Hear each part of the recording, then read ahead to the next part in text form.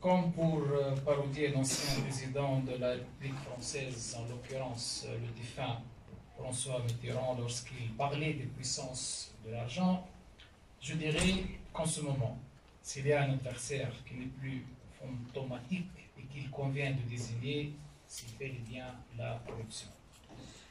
La corruption partout, la corruption tout le temps, ce sera le bol général de ce fléau que nos compatriotes nous ont envoyé comme message lors des dernières élections et même bien avant.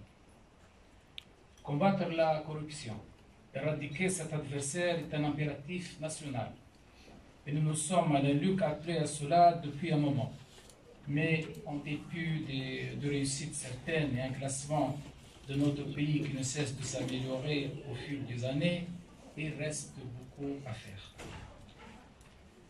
La corruption, c'est l'adversaire que nous avons tous identifié et qui est clairement identifiable par sa dangerosité, mais aussi ses contours, ses liaisons dangereuses, notamment avec le terrorisme, même sa substance le sont-ils autant. Cela est moins clair, et j'en veux pour preuve les approximations, les confusions autour de ce mot générique qui est la corruption. J'ajouterai que même pour les spécialistes, plusieurs aspects techniques et pratiques ne sont pas faciles à saisir et encore plus à expliciter à un public profane. Les professionnels du journalisme que vous êtes avaient un rôle majeur dans l'éclairage de l'opinion publique à propos de ces phénomènes et votre rôle d'alerte rend votre mission extrêmement vitale, utile et périlleuse dans le sens où les scandales liés à la criminalité financière partent souvent du travail d'un journaliste et cela après un effort minutieux d'investigation et de recherche. Cette mission qui vous incombe exige donc des moyens, certes, mais aussi et surtout un professionnalisme, une connaissance solide de cette forme spéciale de la criminalité et une rigueur sans faille.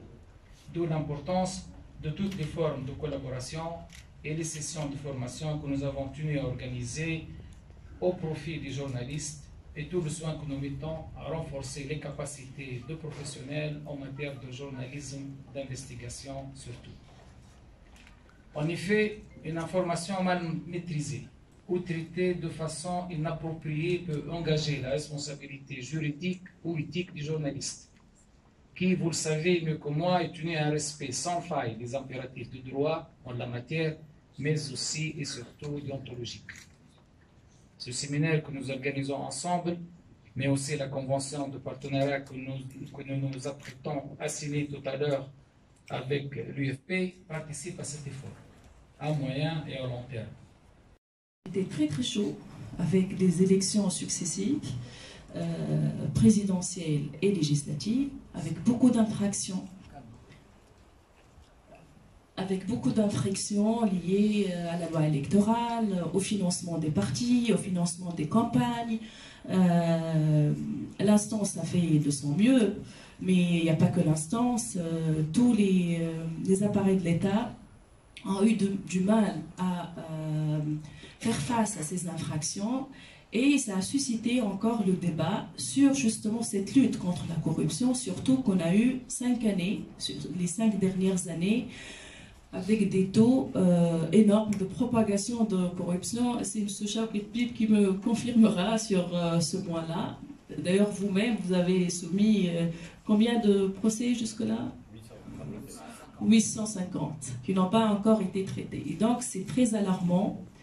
Et ça a suscité un peu notre intérêt, nous, en tant que journalistes et en tant que médias, sur notre rôle. Nous, en tant que médias, qu'est-ce qu'on peut faire dans cette lutte contre la corruption, surtout que la corruption a pris des propensions énormes et elle a touché tous les secteurs de l'économie du pays. Et c'est un peu devenu aujourd'hui, juste après les élections aussi, un peu un terme de mode. Que chaque fois, on parle tous les jours dans les médias de lutte contre la corruption, de